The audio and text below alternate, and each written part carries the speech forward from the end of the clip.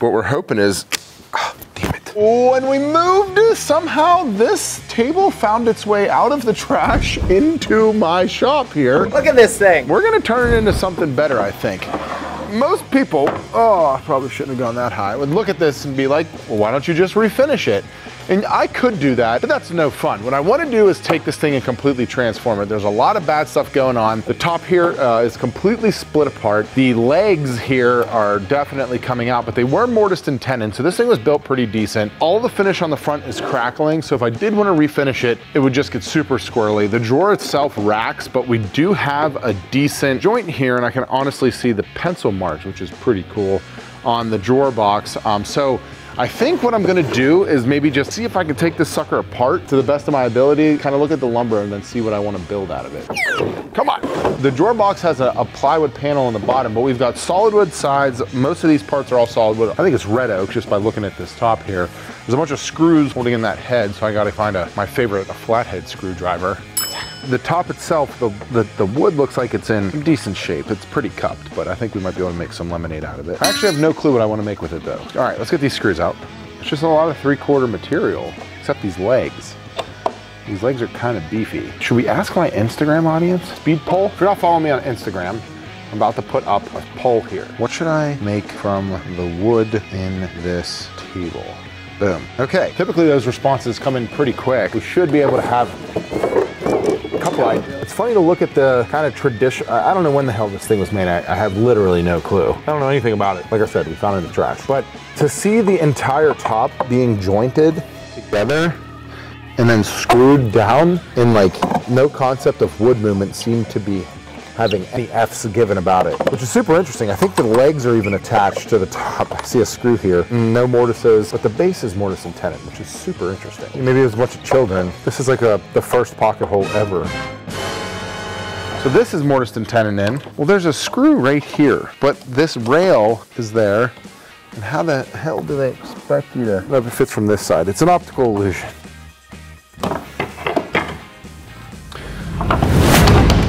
All right, so what we've got here is the top, which looks like it was originally glued up, but is no longer glued up. So we've got 3 decent boards there. These are all cupped. So these are mortise and tenon. I wonder if this taper here is gonna ruin these legs. Okay, we have a disassembled carcass, whatever you wanna call that, the table base. This drawer, I think we're gonna be able to use the front and the 2 sides. I think the bottom and the back were plywood. And then what we'll do is check the Instagram poll, see if any of those ideas tickle my fancy. 30 or so responses so far. Star Wars River coffee table with wee spaceships in the gap. That's a great idea, but maybe not for this project. Hidden gun storage, a stool. I like the stool idea. Another table, serving tray, dog storage chest, flower box, cigar box. I like the cigar box idea. Pallet, a chair. I think out of those options, I really like a stool. Yeah, I think I want to go with the stool. A lot of the parts already lean to a stool, right? These are tapered legs. So this part inside here was the square, and then everything kind of tapers in. I could maybe reuse them. Those are 29. If I go below the joint, or right above 24, which would be like a counter height stool, and then I could glue up a seat pan. Ooh, maybe we do a bent lamb back. We do a back and then we do some bent lamination because we have a bunch of stuff and we get real freaking squirrely with this thing. Now we're talking. All right, so I'm gonna get these parts planed down. I'm gonna leave these as is, and we're going with a stool. That would make our winner. Ben Bossert, you are a stud, and you are a winner. Let's plane some parts.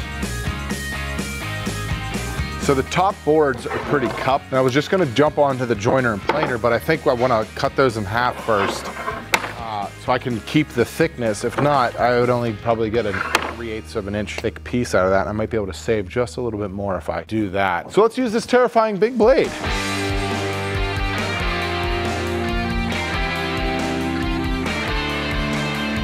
So super cool. Before I went to joint this, we found the maker mark. It was actually upside down in the front of the drawer, which is probably commonplace and I'm just stupid. But it says made by Alvy J. Williams, age 15, on May 19th, 1931, and is a 9th grade project. So this seems like it was a school build project for some kid, which was awesome. And it's almost, I mean, it's 91-year-old piece of furniture. And it held up pretty great. If it wasn't chucked out in the rain to go in a dumpster, it'd probably still be living pretty good. So last piece, I'm gonna run this through the joiner, then we're gonna get this stuff planed up thickness, and I'm gonna try to get a game plan on making a bent lamination stool, because let's make this hard as hell. Why not? So we're gonna do a few things here that I've never done before. I wanna do like a slight curve in the chair. That sounds so good. And then a back that somehow attaches to the chair. So from a side profile, I've got to somehow build something like that, but it's got to be bent so that it's strong, because if I cut that out of two things, this will break right here, and then the back would sit up here, and the chair bottom would sit here. And I want to do a curve in the chair bottom. I just think it'd be cool to take something that was super duper square and then add some curves to it. I wish I could turn, because then I could turn the legs, but I suck. So I think if we did something that's like 16 inches wide, this top plate would be like 8 inches, and then the seat itself 16 inches wide, 12 inches deep. This is going to be about 24 inches in height, because that's the best we can do with our legs. So I think what I'm going to start with is this bent lamination stuff. Kind of go through my parts and see how much of them are actually usable. So this piece and this piece are our only thicker pieces. Yeah, they came out to be around 3/4 of an inch after milling. We need to build that up. 3/4 of an inch profile could potentially get it done. So if I rip this in both of these into a ton of 3/4 inch strips, I could potentially get the back shape that I'm looking for. Boy, of all the tools we have, we do not have a compass, huh? I just hit a corner with a 1/4 inch paint can. I think I want it to be like 2.5 down to 1. That's kind of what I want the shape of the thing to be. The back support is gonna be the first thing we do. It'll be a bent lamination, and I think this is gonna work. Jordan's gonna cut a template for me on the CNC for the sake of time, but it's just an MDF square. Essentially, you could do this on your own if I just put two pieces together, glued those up, and then cut this on the bandsaw. They would fit together. Essentially the same thing. While he does that, I'm gonna cut a bunch of probably less than an 1/8 inch strips out of this, and those will be the parts that we'll use to bend. So for the sake of getting thinner and the kerf, we've got this gigantic resaw blade that Morse sent us on the bandsaw, and we're gonna go with this option. And I was able to get a nice thin piece that's gonna be able to bend to the length that I'm looking for. So we've got these all cut to strips, and we actually had a lot of material loss that I knew was gonna happen, but I'm still too stupid to account for. So we're gonna try to make our parts out of what we got. It's kind of how stuff like this goes. I can't go find more material, considering, you know, the intent of this project is to use that table. I still think these are gonna be nice and sturdy. We're a little bit over an inch. We'll get our bend on the back part into the mold, and then we'll get this first glue up ripping. I'll change the bandsaw blade instead. Thank goodness for saw stop, huh? It's like somebody died in here. You know the rules. Should I sign in blood? Hey, you did it on my birthday. So much for making our content kid friendly. I had a little hiccup yesterday. I was, end of the day, cutting one of these cross pieces here, and what happened was the end cut came off this side, and it was up here like this. Well, I hit my knee and the saw was spinning down, and I reached around and just clipped my finger here like a jackass. As you can see from this photo, it's not the worst injury. I went in, I wasn't even bad enough to have a stitch. Those of you who are gonna be asking why you see this or a glove for the rest of this video, just be safe. And being completely honest, go buy a saw stop. Saved my finger. Let's get back to the build. Be safe out there, kiddos. And if you wonder why you spent $5,000 or whatever this thing costs when I bought it, that's why. So I'm just laminating up a little bit of MDF here, double layer for the jig. Decided to build it by hand, mostly because we've got other things going on the CNC. So I'm gonna sand these down real quick. We'll go over to the bandsaw. Essentially what we'll do though is build the bend, and then I can nip this edge off here and then put some holes in here, and we'll get clamps, and because it's tall, we'll make this thing pretty slick.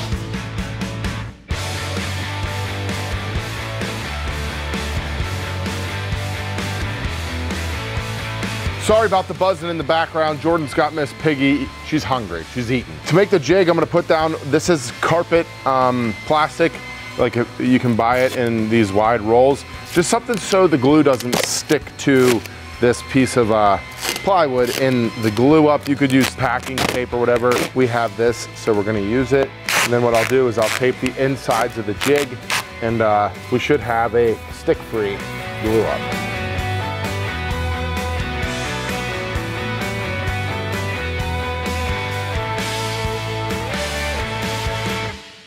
So the goal here is a good amount of glue on the back of each, and that should allow for a pretty easy glue up. But as we all know, glue up always go to shit, so.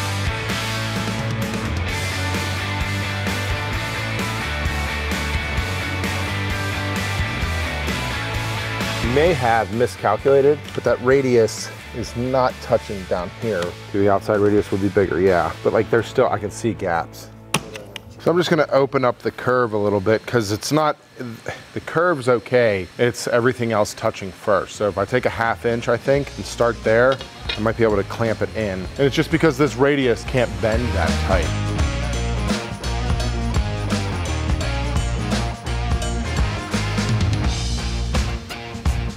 Nice, that'll work. All right, so the next thing we need to start working on is the seat and the backrest. For these, I want to do another bent lamination, except this time it'll be a bent lamination in the vacuum bag, not in a mold like that. You know, I think the seat pan about this size, and this will give us a little under 12 with a little under 9-inch backrest. If I cut these in half and glue them up, then I'll resaw them, I'll put them in a mold to bend them around. I think that'll do what I want.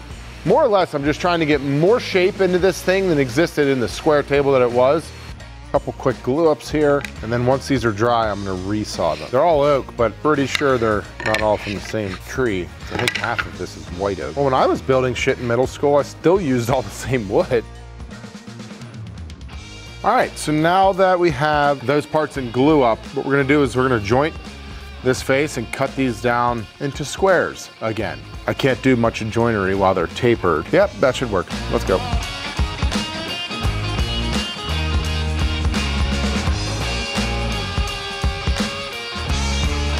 In order to keep a little bit more meat, I just created a one-dimensional taper. It was tapered on 2 sides before, and if I ripped them down, it would give me like a little bit under 1 inch on the leg, and I think I'd like to see a little bit more beef at the top. So I can create 2 sides out of these now because they're square and they'll still look kind of cool. Is using dominoes cheating? Nah, dominoes are good. Yeah, I think if I tighten everything up and bring it in a little bit more, it'll give me a little bit of wiggle room in regards to strength. You know, once you start getting longer, things start getting weaker.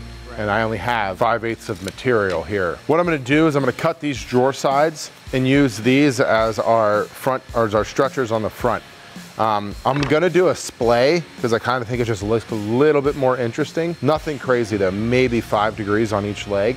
And then I'll put a footrest down here and one up top, and we'll get these side parts glued up. All right, let's cut some more shit.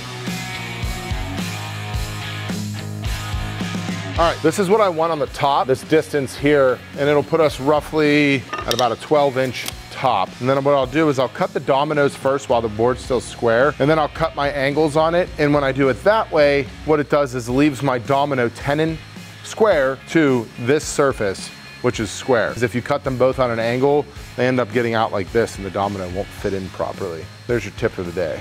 So let's grab the small domino while I figure out this angle.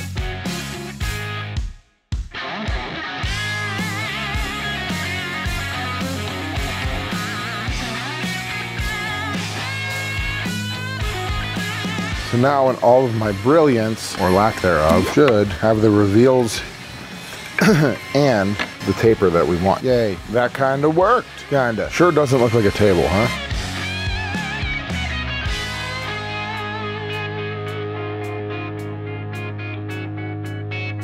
I reckon that's pretty close.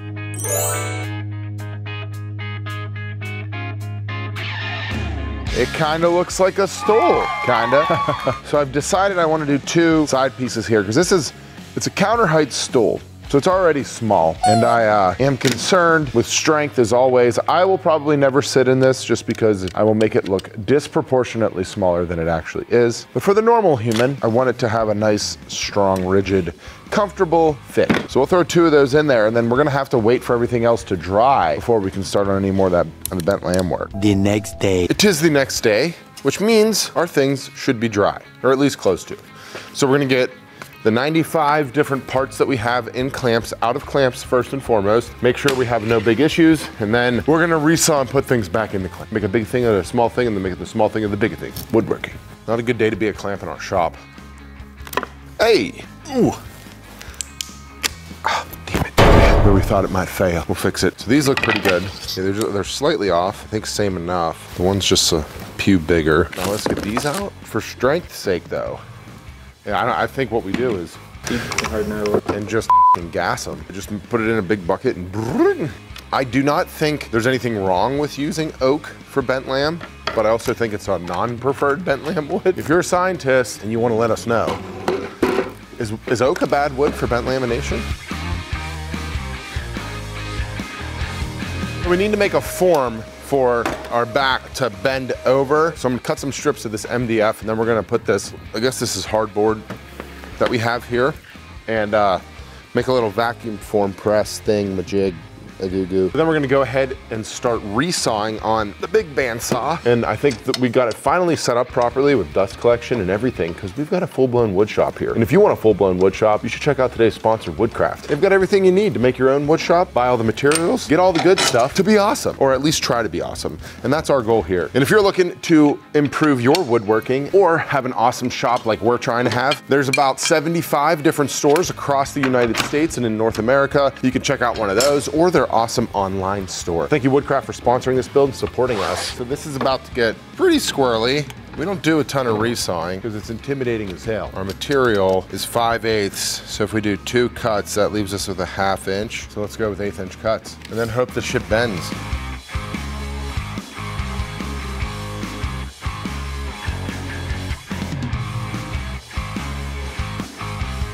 Time to see if I'm as dumb as I look. Definitely plausible, fairly centered. I don't have any clue in the world if this is how this should actually be done, but it's what I know. Be an uneven curve, live and learn. We will make do with what we got. Now that needs to sit for like 2 hours.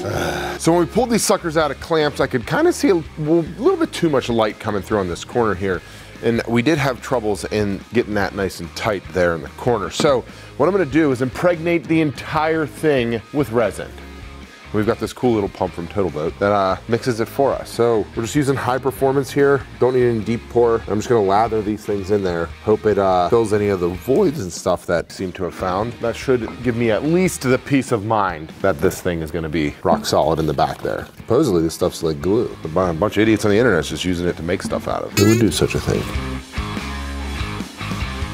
So we let these sit overnight and they look like they dried. They may be a little bit warpy because we built a shitty jig. We've got a seat pan.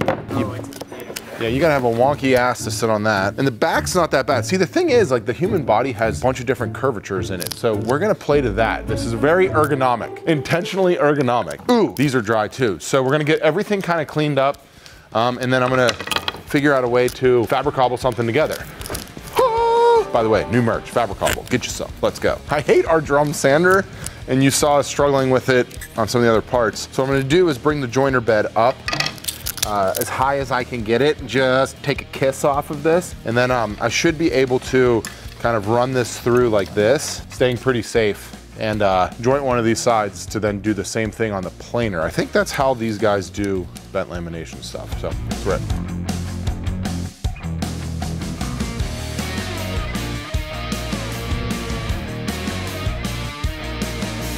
That went pretty awesome. And I will mostly say, I'm giving all credit to the helical head. I think if we didn't have a helical head, we wouldn't be able to do that without majorly screwing something up. Way stronger than it was yesterday. We've hit the point where I literally don't know what I'm doing. So I think I want these to be round, just being honest, but like subtly round. I don't even know if any of my like straight edge tools will work on something so jank. We're just getting all kinds of squirrely here. Do I like that? I'm gonna be honest, as much as I love the back, I don't know how the hell I'm gonna do it. I guess I can notch through, screw it down in, and then mortise it in front. It's got a good contour. Ironically, because it humped in the back here, it kind of sits nicely on the rumpus. Yeah, I said rumpus. What we're kind of running into here is where I need the gaps to be even on both sides. And it's looking like it's gonna be 7/16. Then I can take the scribe, set it to that distance. It should give me my curve.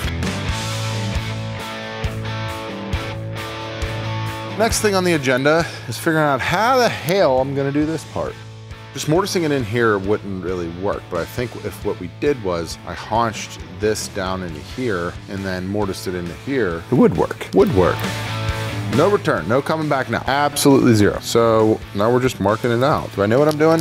Hell no. Everything's brittle. I need a break. All right, so what I've decided is that I am going to put all support and weight on this little 1/4 inch strip here. So I'm gonna cut out these notches and then the back curve will sit inside them and we will all pray, team prayer, to make sure nothing breaks. I haven't used reclaimed wood in forever, you can smell it. Okay, so my vision, we will screw and then dowel from the front here. That way I can make that fastener a lot more integral. I'm concerned with the age of the wood on the domino. Let's see how this wobbly ass seat sits on it. Should have been a little bit further back. All right, so we're touching here on the back and the chair is actually looking like a damn chair or stool, whatever the hell this is. So in order to alleviate that, I'm just gonna use this Cuts-All ball-shaped die grinder. That sounds about right. To carve things. It's fitting now. It's fitting a little better. We still figure out how to get this damn gap out of this side. You know what I'm gonna do? And that's a lot better. It's not rocking. Everything's kind of fitting pretty good. Let's glue it up.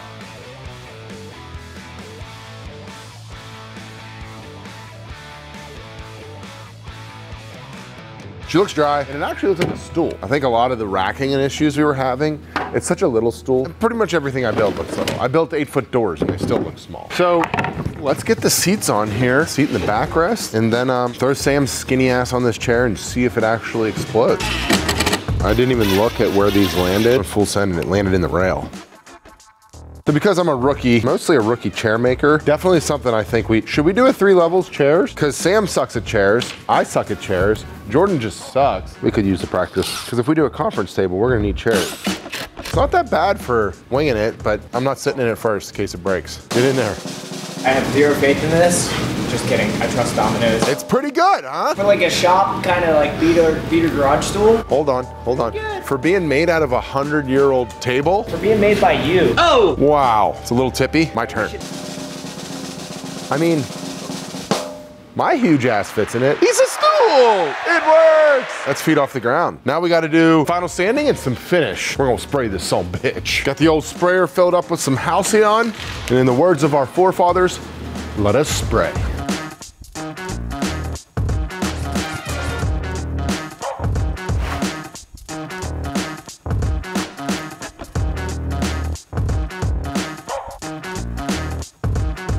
Boom, and that's gonna be a wrap on this guy. I gotta be honest, this was a lot of fun. It was super cool to build something that was a suggestion from one of you guys, so keep those suggestions coming. Plan on doing more of these if you guys like them. And if you wanna see more cool stuff that we've done, I've got a whole playlist for you right here.